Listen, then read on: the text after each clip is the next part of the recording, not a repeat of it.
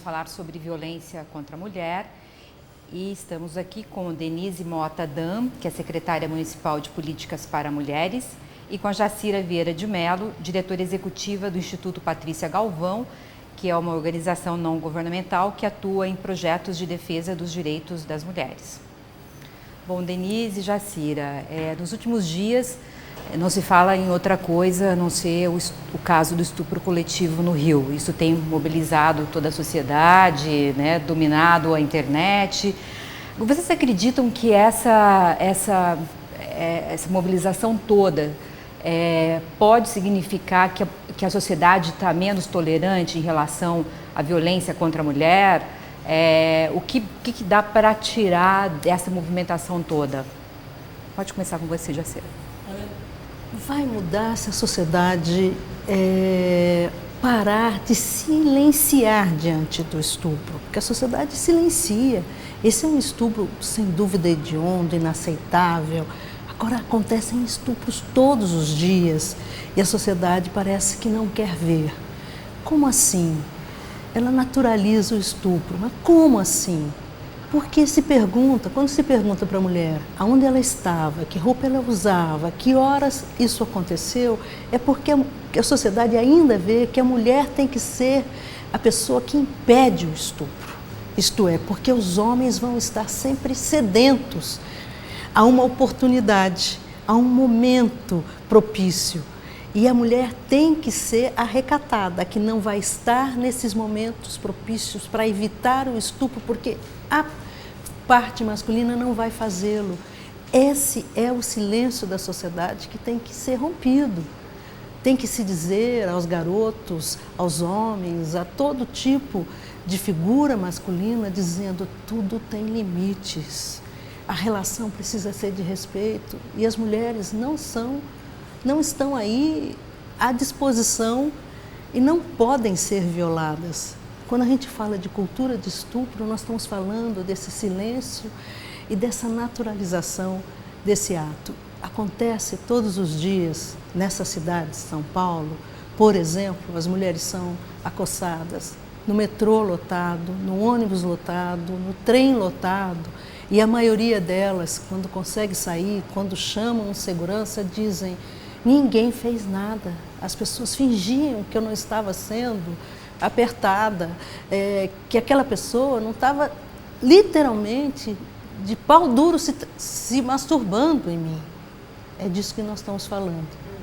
Elis, você sente isso hoje à frente da secretaria, essas coisas todas colocadas por Jacira, dá para sentir isso no dia a dia? Dá, e respondendo a sua pergunta, Cláudia, eu acho que a sociedade, não na velocidade que nós gostaríamos, mas ela está se tornando menos intolerante com a cultura do estupro. Está se tornando menos intolerante, mais atenta, mais sensibilizada ao tema, devido à atuação dos movimentos sociais, dos movimentos feministas, dos organismos de políticas para as mulheres, que estão dizendo: existe uma cultura do estupro. Isso não é natural, isso não é normal, e isso não depende de onde a mulher estava, do horário em que a mulher estava, da roupa com a qual a mulher estava vestida, de que as mulheres são estupradas saindo da faculdade, saindo da igreja, saindo do trabalho, transitando normalmente pelas ruas. E que isso se deve a uma cultura onde, historicamente, as mulheres são tidas como seres inferiores e, portanto, que estão sob a vontade dos homens e que, portanto, o corpo das mulheres não é regido por autonomia própria, mas sim a partir do desejo dos homens, você vai naturalizando as agressões, como se isso fosse algo que, então, as mulheres é que não devessem provocar. Porém, nós sabemos que, independentemente da forma como estejam vestidas ou do local, o estupro acontece. Então, acho que graças a esse debate que os movimentos levam nas redes sociais, levam para a mídia, nesse sentido é muito importante este espaço aqui para nós podermos divulgar o quanto isso é nocivo, o quanto essa cultura do estupro acaba reproduzindo e multiplicando mais agressões às mulheres, seja a violência doméstica, seja, nesse caso, a violência sexual, porque a gente quer desconstruir esta cultura. Nós temos dito que por mais serviços, e nós temos vários serviços, iremos inaugurar um novo, a Prefeitura de São Paulo, agora sexta-feira, na zona sul da cidade, um centro de referência da mulher, para garantir atendimento psicológico, social, jurídico para as mulheres em situação de violência.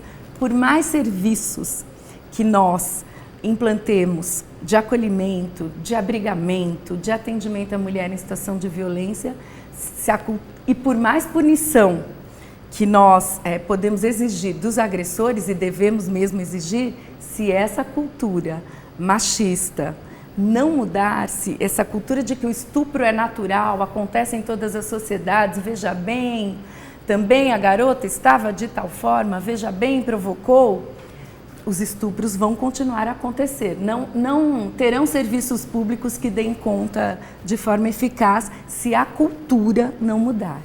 Como a gente faz para começar a mudar essa cultura? Porque esse debate a gente vem realizando há muitos anos, né? E sempre que acontece uma coisa dessa, o problema é esse, né? Esse debate só ganha corpo quando acontece um caso extremo como esse, como aconteceu ano passado em Castelo do Piauí, que as meninas foram estupradas, também um estupro coletivo.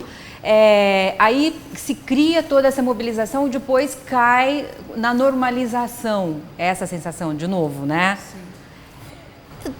Nós temos vários caminhos. Eu sempre aposto muito no caminho da educação. Me parece que nós precisamos, e o Brasil está pronto para isso, dialogar muito sobre limites na educação. Tem algo que a sociedade brasileira ainda não quer discutir. Aliás, quando você conversa com as pessoas, parece que essa questão do estupro não tem nada a ver com as pessoas em geral, tem a ver com aquela garota ou com aquela pessoa, etc. Não, o estupro tem a ver com cada uma de nós, cada pessoa nessa sociedade. O que nós temos que rever? A educação. A educação dentro de casa, a educação nas escolas. Apesar de estarmos no século XXI, das mulheres já representarem 48% da força de trabalho, ainda se educa as meninas com muitas restrições, com todos os limites, olha, pode isso, não pode aquilo, e a educação dos garotos, dos meninos, ainda é uma educação de liberdade sem limites, seja no espaço público, seja no espaço privado. Mas nós não temos esse debate nas escolas. Nas escolas, no fundamental, no secundário, na universidade, nós vimos esse ano e o ano passado denúncias de estupro em festas na universidade, nas universidades de São Paulo, nas grandes universidades renomadas brasileiras, nas festas, entre os alunos da mesma sala que estudam junto há alguns anos. E aí a garota bebe um pouco mais e eles se sentem à vontade, dizendo não, se ela não se cuida, as mulheres que têm que se cuidar. Então precisa mudar a educação. Esse debate sobre estupro, sobre a relação de garotos, garotas, homens, tal, precisa estar na família, mas especialmente nas escolas. E nós temos impedimentos. Vamos falar o português claro. De uns anos para cá, nós temos tido no Congresso Nacional toda uma camada de parlamentares conservadores que têm impedido todas as propostas de debater desigualdade de gênero, relação homens e mulheres, limites, para uma sociedade que avance. Então, se nós continuarmos olhando que essa questão do estupro tem a ver com a garota na favela, tem a ver com aquela mulher que tem que andar num beco escuro para voltar para casa, que o estuprador é um homem não branco, anormal, nós não estamos abrindo os olhos. Os dados no Brasil dizem o seguinte: o ano passado nós tivemos mais de 40 mil denúncias de estupro. Todos os especialistas dizem que isso não representa nem 8% da realidade.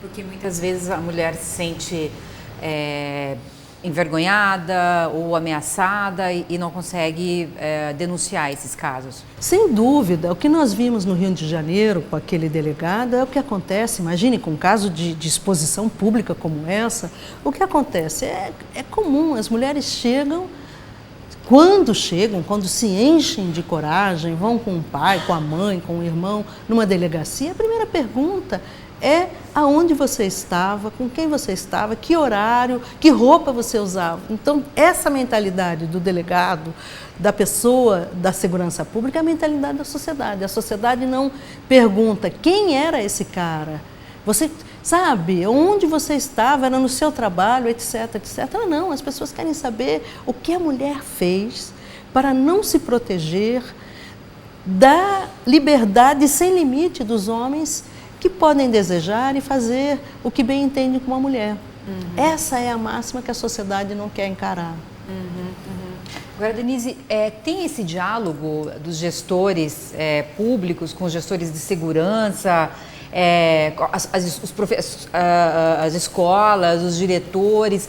Como é que está essa interface? Assim, como a Secretaria pode atuar nessas questões? Tem esse diálogo. Inclusive, nos últimos 13 anos no Brasil, vem se construindo a consolidação do Pacto Nacional de Enfrentamento à Violência contra a Mulher, inclusive o qual vários estados assinaram. O que é o pacto? É o compromisso assumido por várias instituições, então, Ministério Público, Defensoria Pública, Vara de Justiça, organismos de políticas para as mulheres. Quando eu falo organismos de políticas para as mulheres, são as coordenadorias e as secretarias municipais e estaduais de políticas para as mulheres, delegacias da mulher, no sentido de articular as ações, para que a mulher não entre numa rota crítica. Ela vai, busca atendimento em um local, esse local a encaminha para um serviço que não tem o atendimento especializado que ela necessita e ela fica circulando entre diversos serviços públicos sem um atendimento humanizado, qualificado. Então, para que a rede de enfrentamento à violência contra a mulher, e dentro dessa rede também a saúde tem um papel fundamental para que faça as notificações compulsórias, para que faça um primeiro atendimento nos casos de violência sexual, por exemplo, garantindo a profilaxia da gravidez, garantindo que ela tome os medicamentos para não adquirir nenhuma infecção sexualmente transmissível. Enfim, que essa rede funcione de forma mais eficaz e que cada instituição dentro dessa rede assuma o seu compromisso de atender de forma qualificada as mulheres. Eu acho que um outro lado dessa questão, um outro tema importante é a divulgação dos serviços. Muitas vezes a mulher vítima de violência sexual e muito a de violência doméstica também, vai a uma delegacia da mulher e após o atendimento volta para casa, muitas vezes na companhia do agressor. Após o atendimento fica desnorteada porque não tem apoio psicológico, social ou jurídico para seguir com o processo, para apuração daquele crime, ou sofre uma pressão familiar para retirar o processo em relação ao agressor. Então a mulher, ela precisa saber que ela não está sozinha, que ela pode discar para 180, que ela pode buscar esses centros de atendimento à mulher que garantem esse acolhimento, esse acompanhamento. Porque muitas vezes, Cláudia, a mulher faz a denúncia, mas ela não tem forças, condições de prosseguir. Ela desiste. E aí, inclusive, é muito criticada como fraca, como se submetendo à situação. Mas muitas vezes essa mulher não teve apoio de políticas públicas de Estado que garantissem a segurança dela, que garantissem o fortalecimento dessa mulher para ela levar o processo até o final. Então, a mulher procurar estes serviços da rede de enfrentamento à violência contra a mulher, para além da delegacia, é fundamental.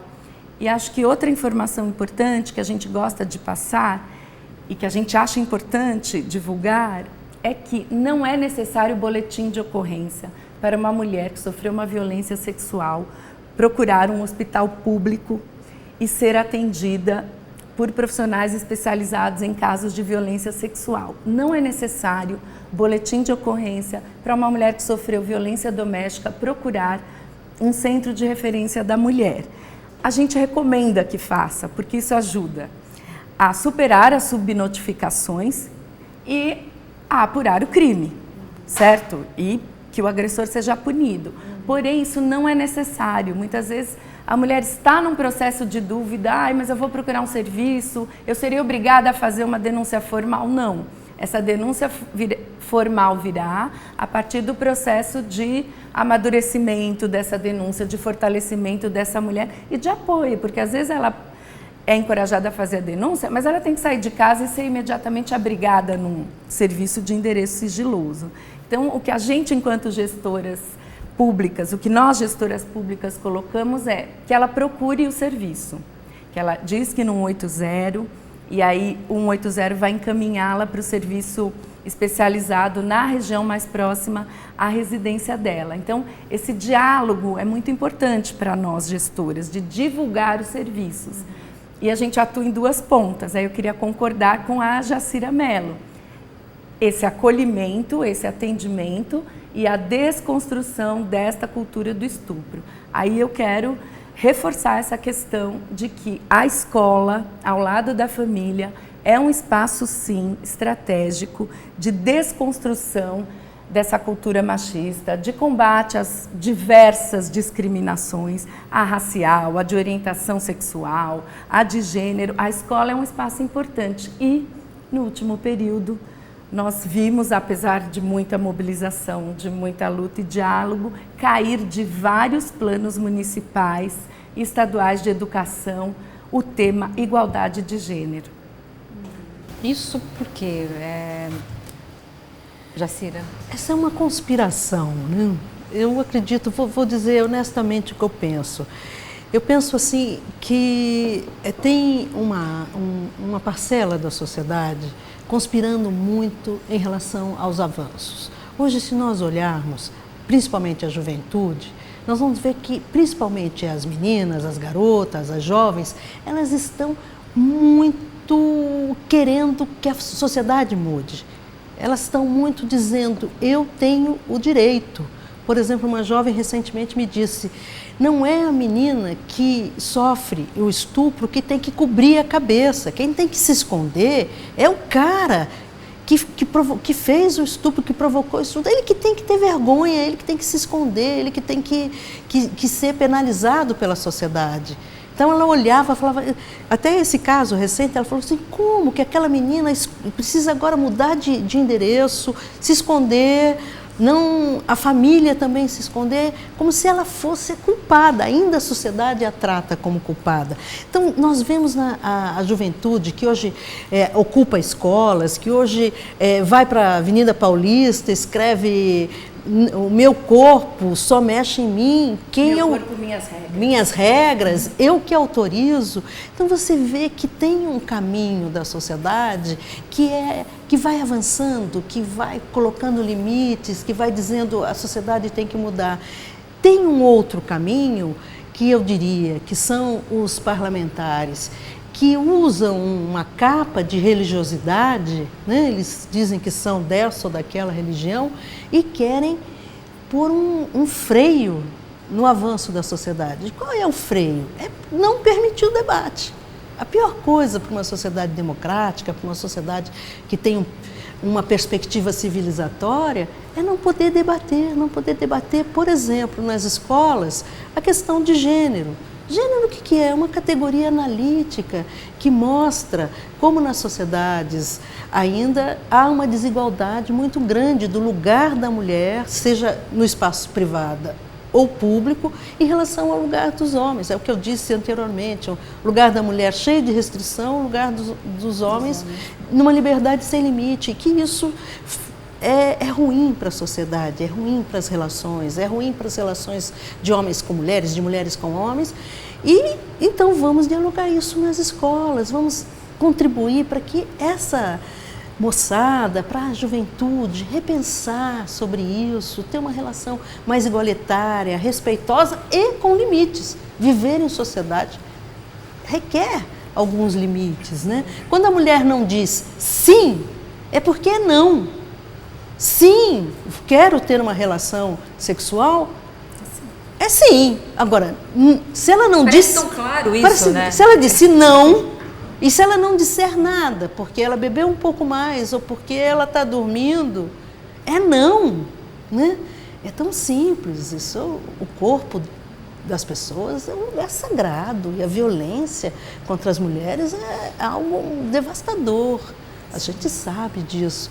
Então, me parece, a meu ver, concluindo, que há uma conspiração travestida de convicções religiosas para impedir o avanço da sociedade brasileira, porque se a sociedade não consegue ter uma relação igualitária entre garotos e garotas, meninos e meninas, homens e mulheres, nós estamos anos-luz da civilização.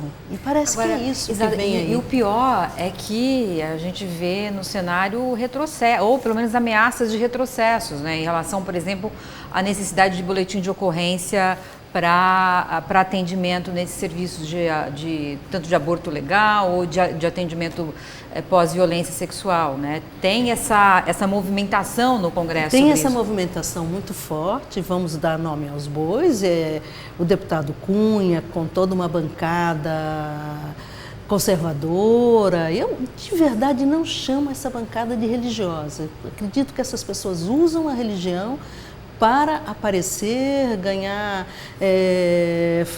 espaço na imprensa, etc. e tal. Então, me parece assim, primeiro, vamos combinar nós, assim, com toda sinceridade. Uma mulher passou por uma experiência de estupro, que é uma violência das mais pesadas, é uma violência sobre o seu corpo, sobre a sua intimidade, a mais vil que a gente pode dizer. Essa mulher, a primeira coisa que ela quer fazer, ela quer acolhimento, ela quer ser cuidada, ela não... O último lugar seria ir a uma delegacia. Passar por um exame de corpo de delito. Corpo de delito. Essa mulher precisa ser acolhida num espaço de saúde, onde ela vai ser acolhida por assistentes sociais, por psicólogas, enfermeiros, médicos, médicas, e a partir daí, estimulada assim a fazer o boletim de ocorrência, estimulada assim a denunciar, até para que vamos dizer, essa pessoa que cometeu esse crime não fique livre, leve e solta. Mas ela não deve ser obrigada aliás, a norma técnica do Ministério da Saúde diz claramente, essa mulher não precisa chegar num serviço de saúde com um boletim de ocorrência nas mãos. Ela tem que ser atendida, prioritariamente acolhida, cuidada, aliás, com contracepção de emergência, com medicamentos contra HIV e sífilis e tudo que ela está correndo risco. Então, nós temos, nas políticas públicas, nas normas técnicas, em tudo, está muito bem desenhado nos últimos 15 anos nesse país, um acolhimento humanitário para as mulheres e de justiça. Acontece que tem uma onda conservadora que eu digo e repito que não é da sociedade como um todo. Toda vez que você pergunta em pesquisas de opinião, o Datafolha também já fez, a mulher que sofre um crime de estupro tem direito à contracepção de emergência, é 80%, tem direito de interromper essa gestação, se assim ela decidir, a sociedade entende. O que não entende esse momento das mulheres é um grupo pequeno que quer um mundo do atraso. Agora, uma coisa que impressiona, eu até escrevi essa semana sobre isso, são os comentários na internet, porque ali você vê também, assim, pessoas aparentemente jovens, mulheres, muitas mulheres, não são poucas, que acabam entrando nessa onda de culpar a vítima. Ah, mas ela... O que essa menina estava fazendo numa favela, no baile funk? O que ela foi fazer enfim, sempre tem essa questão. por que isso? Essas pessoas, é uma minoria, essas pessoas assim, porque é impressionante, quando você olha aqueles comentários na internet, você fala, gente, o que aconteceu? Acabou o mundo, né? Onde nós tivemos uma demonstração também muito forte nessa linha de como essa cultura machista, que culpabiliza a vítima, está arraigada, está forte entre nós, foi recentemente, no caso, denunciado de estupros na Faculdade de Medicina da USP, do assédio sexual nas universidades. E o quanto nós vimos jovens que serão futuros profissionais da área da saúde, da área do direito, que atenderão mulheres em situação de violência, ressaltavam, reiteravam comentários machistas, reforçando a culpa da vítima ou julgando se aquela vítima, brincando se aquela vítima era bonita ou feia, se ela provocou. Ah, mas também as mulheres que vão a essas festas sabem como é. Por que elas vão? Bom, então é para as mulheres irem para as universidades e não participarem das festas. As mulheres universitárias não têm direito ao lazer, porque se elas forem a uma festa, elas têm que ter consciência de que elas serão assediadas, abusadas e até em casos mais graves, como nós acompanhamos, estupradas. Então, realmente é surpreendente como essa cultura está, inclusive, está forte e está entre os jovens, Cláudia, né? Está, inclusive, arraigada entre a juventude. Por outro lado, nós temos jovens de 14, 15 anos, de coletivos feministas. Dentro do ensino médio já, de né? escolas, do ensino médio, que foram para as ruas protestar exatamente contra esse projeto de lei do Eduardo Cunha, que traz retrocessos no sentido de garantir o aborto permitido em lei, porque ele traz obstáculos, porque a mulher teria que ter o boletim de ocorrência, e ainda criminaliza profissionais de saúde que façam o atendimento. Ele tem 2 pontos. Esse de responsabilizar, criminalizar profissionais de saúde que façam o atendimento. Algo que, por exemplo, aqui na cidade de São Paulo, é feito desde 1990, o aborto permitido em lei no SUS. E nós estamos, inclusive, investindo, a Prefeitura de São Paulo, na capacitação de profissionais de saúde e abrindo novos serviços de atendimento às mulheres em situação de violência sexual, fazendo uma ação transversal, intersecretarial, de capacitação de profissionais de saúde entre a Secretaria Municipal de Saúde e a de Políticas para as Mulheres. Então, algo que está avançando na cidade e no Brasil, está ameaçado de retrocesso, mas o que nós vimos foi também jovens irem às ruas e buscarem sensibilizar, mudar a mentalidade da população. Então nós estamos num momento de muito antagonismo. De um lado, retrocessos fortes, ameaçando políticas públicas de Estado importantes para proteger e para garantir autonomia para as mulheres, e de outro, as mulheres se mobilizando e dizendo não vamos aceitar, vamos para as ruas, para que essas políticas públicas não só permaneçam, mas avancem. O que você traz, isto é, das próprias mulheres, jovens, homens também, jovens, mas as mulheres, culpabilizando a jovem. Não, o que ela foi fazer num baile funk? Quase que perguntar por que ela mora numa favela, né? Meio assim.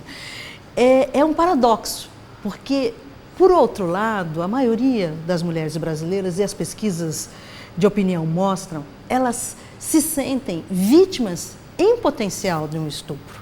Que mulher anda tranquila em qualquer cidade desse país, em determinadas horas, em determinados lugares, voltando da escola, voltando do trabalho? A pesquisa do Datafolha diz que 40% das mulheres têm medo de sofrerem violência sexual e 40% dos homens. Os homens têm medo. Mas, então assim, as mulheres sabem, cada uma de nós sabemos que a gente precisa prestar muita atenção quando está dirigindo um carro, andando na cidade, saindo de uma estação do metrô e andando num pequeno beco que não tem tanta gente. Nós sabemos que, de alguma maneira, somos vítimas potenciais de uma violência sexual. Ao mesmo tempo, nós carregamos a tradição dessa sociedade, que é o seguinte: É dito para nós o tempo todo que nós temos que ser as principais responsáveis para evitar qualquer violência sexual, seja dentro de casa, seja no nosso bairro, e seja na rua, ou no nosso ambiente de trabalho, ou na universidade. Isso está arraigado também na nossa cultura de mulheres, que os homens não se controlam diante de uma mulher, de uma determinada situação. Então, nós temos que ser as principais responsáveis para que isso não aconteça. Isto é, você tem que sempre saber por onde anda, com que roupa você está andando e evitar as situações. Isso é muito forte, porque se assim não fosse, a culpabilização das vítimas de estupro não seria tão forte. Todo mundo, não é só o delegado, eu repito, não é só o delegado que vai te perguntar aonde você estava, que horas e com que roupa. Se você resistiu ou não. Se você resistiu ou não. Isso para a mulher. Eu vou contar a você, recentemente eu ouvi um relato de uma professora da PUC, dizendo, olha, eu tenho uma aluna no 4º ano de Direito, etc., que chegou na escola, me chamou para conversar na minha sala, e estava muito deprimida, etc. Ela disse, professora, posso falar com a senhora? Eu preciso contar uma coisa terrível que aconteceu comigo. A professora disse, claro, é que eu sofri um estupro ontem. Não, mas como? O que aconteceu? Ela falou assim, não falei com ninguém, nem consegui tomar banho, nem consegui trocar de roupa. Eu estou com medo, eu não sei o que vai acontecer mais com a minha vida. Imagine uma aluna de classe média, média alta, que estuda direito, no 4º ano, que é o trauma, o peso, a violência de um estupro, que ela não conseguiu falar com ninguém, porque o que ela estava se sentindo? Primeiro, a pior pessoa do mundo, um pedacinho de gente. Ao mesmo tempo, vem a culpabilização. Por que isso aconteceu comigo? O que eu fiz de errado? A sociedade te diz tanto isso, que está dentro de todas nós, até de quem vos fala, entendeu? Eu, quando tinha 20 anos, andando na Heitor Penteado, resolvi ir a pé, porque eu morava na Heitor Penteado, de repente um rapaz passou por mim, na direção contrária, e voltou-se e me pôs um objeto no pescoço, me segurou pelo braço e tentava me levar para um outro lugar. E eu, nessa época, já vivia feminismo, era uma das fundadoras do SOS Mulher aqui em São Paulo. Num momento de loucura, puxei o braço dele e me atirei em cima dos carros na Heitor Penteado. Eu juro que até hoje eu não ando tranquila na rua. E naquele primeiro momento me deu um pavor e, ao mesmo tempo, eu me perguntei, gente, eu estava andando nesse trecho da Heitor que não tem ninguém, é meio escuro. Puxa, eu conheço violência contra a mulher, o que eu estava fazendo? E até hoje eu não ando tranquila na rua, juro, ninguém vai me pegar não, porque eu posso andar meio-dia na Avenida Paulista, eu sempre estou de olho, assim, é duro, mas eu, mesmo já feminista naquela época, 20 anos, eu muito tempo cobrei de mim aquele momento. E a gente, naquela campanha Meu Primeiro Assédio, a gente viu assim, todo mundo, toda mulher que eu conheço tem alguma história, sabe? De assédio, de tentativa de estupro, é incrível, assim, sabe? Como ainda tem gente que questiona, mas será que é uma cultura do estupro? Né? Porque assim, parece que estupro só é exatamente aquela situação, né? No beco escuro, o maníaco sexual, como se esse caldo todo não envolvesse essa cultura, né? E mais, hein? Vamos falar, a sociedade brasileira tem muita dificuldade de se olhar de frente. Os dados mostram que grande parte do estupro é realizado por uma pessoa conhecida, da família, dentro da própria casa, mas um tio, um primo, um pai, um padrasto. A sociedade brasileira não quer olhar isso de frente, nem homens, nem mulheres. E é por isso que a gente vê, eu estou há 3 dias dando entrevista e a primeira coisa que o jornalista me pergunta, explica o que é essa história de cultura do estupro, né? Parece que a gente está falando grego. É a cultura da discriminação das mulheres, é a cultura da total permissão aos homens. E nós somos as principais responsáveis, sendo filhas, tias, mães, andando na rua, as principais responsáveis por evitar um estupro. E se ele acontecer, você é a culpada, né? Agora, qual o papel do homem nessa discussão, sabe, do enfrentamento dessa cultura do estupro? Eu acredito muito. A ONU Mulheres, desculpe Denise, mas a ONU Mulheres está fazendo uma campanha fortíssima dizendo nós vamos mudar a cultura de estupro quando nós tivermos como nossos principais aliados os homens. Eu acredito que as novas gerações estão mais abertas ao diálogo. Sempre estão, a juventude está sempre mais aberta. Vamos conversar com cada homem desse país, com cada rapaz, com cada garoto, dizendo, olha, é responsabilidade de vocês falarem nesse tema, é responsabilidade de cada homem dizer, eu sou do bem, eu não vou me calar, eu não vou perguntar a uma mulher onde ela estava, com que roupa ela estava. Eu não vou me calar na universidade quando eu ver numa festa ou no momento de trote abuso com as mulheres. Eu vou ser um cara legal, eu me sinto um cara legal, então tem que me comportar, tem que agir. Eu acredito muito, Cláudia, que a gente precisa fazer uma conversa franca com os homens e dizer, nós contamos com vocês. Para sair desse antagonismo histórico, né? Ah, não, feminismo é contra os homens, né? Uma coisa que... De jeito nenhum. Mas acabou ficando no imaginário coletivo essa mensagem, né? Denise? Nós costumamos dizer que feminismo não é igual ao machismo. Em primeiro lugar, porque o machismo mata. E porque o machismo tem uma cultura de desigualdade entre homens e mulheres, e o feminismo quer a igualdade entre homens e mulheres. Agora, em relação a essa questão do papel dos homens, obviamente é fundamental, porque os estupros são praticados por homens, então desconstruir, e a violência doméstica também, então desconstruir a cultura machista a partir de homens que sejam aliados é fundamental. Neste sentido, voltamos ao tema, formação, educação para igualdade de gênero, de raça, respeito à diversidade sexual na escola. É ali que nós vamos já formar os atuais meninos e futuros homens para não praticarem a violência contra a mulher e as atuais meninas e futuras mulheres para não se submeterem a situações de violência, para denunciarem, para enfrentarem, para combaterem. Acho que é a melhor forma de combater a agressão contra a mulher, a violência sexual, a violência doméstica, é ainda na escola, porque é muito difícil os serviços que atendem as mulheres atingirem os homens.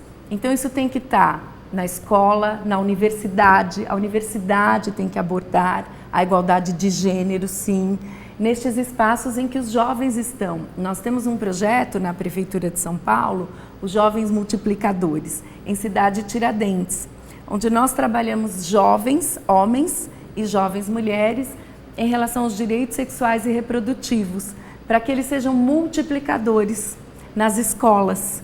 E a gente trabalha assim com os jovens homens, porém isso é uma pequena parcela, então é fundamental que na capacitação de profissionais de saúde, de médicos, certo?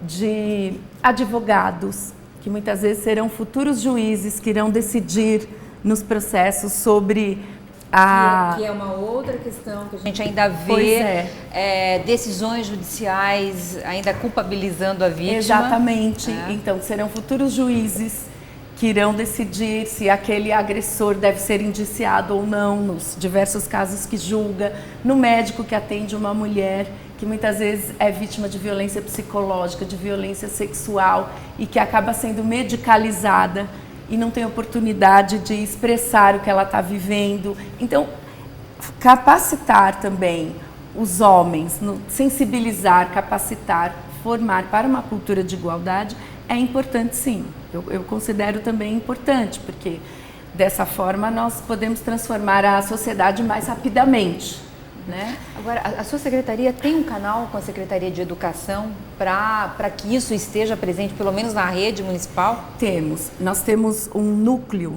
de formação de gênero e sexualidades, em parceria com a Secretaria da Educação, e temos o programa Diversidade na Escola, da Prefeitura de São Paulo, que forma formadores e formadoras, professores e professoras, para que nas escolas esse tema da igualdade, não só entre homens e mulheres, de raça, de orientação sexual, seja implantado, seja executado, implantado para que os alunos, a partir da educação escolar, tenham acesso a todas essas informações de forma lúdica, de forma leve, mas isso é fundamental. Agora, nós enfrentamos muitos problemas para que essa igualdade de gênero na escola fosse compreendida, inclusive por vereadores, pela vereança aqui. Estou falando da cidade de São Paulo, mas isso aconteceu em vários municípios e estados, porque houve uma distorção de que a educação para a igualdade de gênero seria uma educação para que as crianças mudassem sua orientação sexual. Seria uma educação voltada para a sexualidade, onde crianças de 5, 6 anos iriam discutir sexualidade. E não, nós estamos falando daquela história, certo? Onde a menina é tratada igual ao menino, a menina é incluída na equipe do time de futebol, que é assim que é tratada a igualdade de gênero na escola, onde a menina se integra aos meninos e fazem atividades de física, de química, de forma igual, com a mesma competência, com a mesma capacidade, onde as meninas são histórias apresentadas bem didaticamente, pedagogicamente, onde você já vai formando aquelas crianças, inclusive em relação à discriminação racial também. E foi extremamente distorcido isso, teve uma forte influência religiosa. E nós estamos falando de políticas públicas, o Estado brasileiro deve ser laico segundo a Constituição Federal. E, infelizmente, isso não foi respeitado.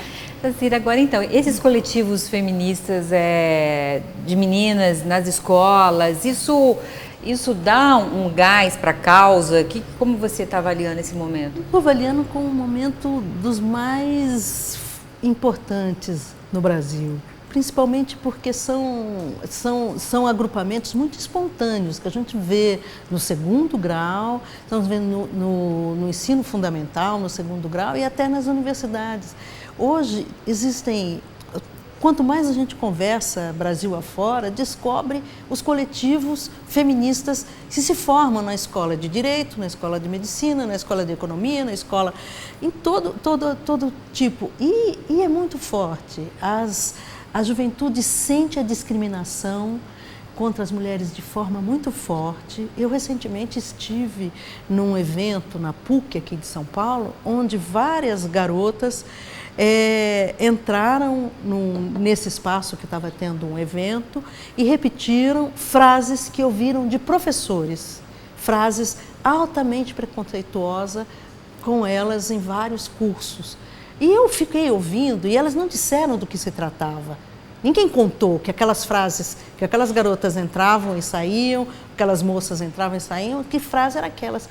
Eram frases inacreditáveis. Você disse, mas gente, elas tiraram de algum filme, de antigamente, de jornais, etc. Quando acaba aquele repertório, entra uma professora, que é a Silvia Pimentel, professora de Direito, e diz, elas estão aqui relatando frases que elas ouviram de professores dirigidos para elas. Era uma coisa assim inacreditável, parecia o fim do mundo. A coragem delas de irem aos departamentos da PUC, denunciarem essa atitude machista, além de tudo, falarem sobre essas frases. E a gente tem visto isso no Brasil afora. Isso quer dizer, nós temos novas gerações de garotas que estão vendo o mundo de outra forma e é muito bom. Estão dizendo, eu não aceito injustiça, eu não aceito preconceito. Agora eu quero contar com o mesmo entusiasmo que esse momento, que era o Tuquinha, que é um teatro na universidade, estava cheia, lotada também de garotos que bateram palmas, que estavam lá absolutamente envolvidos, a sala não cabia mais ninguém, etc. Então, eu de verdade tenho um sentimento que não é possível dizer que todos os homens, todos os garotos são estupradores em potencial. Não são. Eles são parceiro e precisam começar a dizer que veem como uma profunda injustiça a violência sexual, como algo criminoso. Nós precisamos chamá-los, porque eles estão calados como a sociedade. Mas me parece que essa juventude que convive com as garotas, que tem a coisa arcaica de diferença, de preconceito pesado, eu acho que está em outro estágio com a sociedade, com a juventude. Eu acredito muito. Agora, isso só vai acontecer se tiver debate como está tendo hoje aqui, se tiver debate nas escolas. As meninas estão exigindo muito. Hoje mesmo vai ter, agora na Avenida, está acontecendo agora na Avenida Paulista, uma manifestação contra o estupro, chamada por redes sociais. Provavelmente vai ter um número muito maior de pessoas, mulheres até os 20, né, do que de mais idade, etc. Eu estou muito confiante, acho que a gente tem esses respiros da sociedade. Agora, eu não tenho dúvida, Cláudia, que nós podemos convocar os jovens, os garotos, os homens, não só jovens, mas de várias idades, para estar conosco. Nós precisamos acreditar que a sociedade pode ser melhor, e ela só vai ser melhor se tiver homens e mulheres na jogada. É um time. Nós precisamos ir de time, e eu acredito muito. Aliás, eu estou falando de time porque eu gosto muito de futebol. Então vamos lá, gente. Se eu gosto muito de futebol, vocês podem também estar com a gente. Ótimo. Bom, estamos caminhando para o final. Uma palavrinha, uma mensagem final, Denise? Acho que a mensagem final que eu gostaria de dizer é que é fundamental essa mudança da cultura machista para que os diversos tipos de violências contra a mulher cessem, parem de acontecer no nosso país, que nós tenhamos, de fato, uma mudança da mentalidade, e ressaltar que as mulheres procurem nossos serviços, que a Prefeitura da cidade de São Paulo tem serviços especializados no atendimento, no acolhimento das mulheres vítimas de violência sexual, em parceria saúde e políticas públicas para as mulheres, e na área da violência doméstica também. Isso, então, que elas procurem, tem no nosso site todos os endereços, e que as mulheres não se calem, que elas enfrentem a violência. Jacira? Eu diria para as mulheres que sofrem violência, sofreram um estupro, sofreram uma violência sexual, que elas não fiquem sós, que elas não guardem isso para elas calada. Procure ajuda, procure alguém que gosta de você, que é sua amiga, alguém no trabalho, na família. Comente, não guarde e vá buscar ajuda, seja num serviço especializado, seja onde for. Eu, anteontem, conversei com uma jovem que me contou uma história muito secreta dela, que sofreu um estupro de um tio quando era muito pequena. Contou para a mãe, e a mãe pediu para ela guardar esse segredo para o resto da vida. E a mãe até já faleceu, e eu disse a ela, procura uma ajuda, vai falar com um psicólogo, com alguma coisa. Ela falou assim, eu tenho vergonha de falar desse estupro, nem sei por que estou contando para você, até para um psicólogo. Então não fique só. E além disso, rapazes, por favor, percebam essa enorme injustiça e somem-se às mulheres. Nós vamos superar essa injustiça, algo inominável no país, que é a violência sexual.